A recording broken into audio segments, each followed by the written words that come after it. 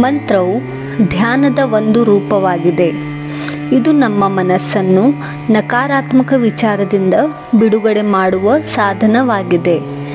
ಮಂತ್ರ ಎಂಬ ಪದವು 2 ಸಂಸ್ಕೃತ ಪದಗಳಿಂದ ಬಂದಿದೆ. ಮನಸ್ಸು ಮತ್ತು ತ್ರ ಅಂದರೆ ಉಪಕರಣ. ಮಂತ್ರದ ಪಠಣೆ ನಮ್ಮ ಜೀವನದಲ್ಲಿ ತುಂಬ ಲಾಭದಾಯಕ. ನಿರ್ದಿಷ್ಟ ಶಬ್ದಗಳು ಮತ್ತು ಮಂತ್ರಗಳ ಪಠಣದಿಂದ ಉಂಟಾಗುವ ಕಂಪನಗಳು ವಿಭಿನ್ನ ಚಕ್ರಗಳನ್ನು ಸಕ್ರಿಯಗೊಳಿಸಲು ಅಥವಾ ಸಮತೋಲನಗೊಳಿಸಲು ಸಹಾಯ ಮಾಡುತ್ತದೆ. ಯಾರಾದರೂ ಯಾವುದಾದರೂ ಅಥವಾ ಯಾವ ಸಮಯದಲ್ಲಾದರೂ ಮಂತ್ರ ಪಠಿಸಬಹುದು.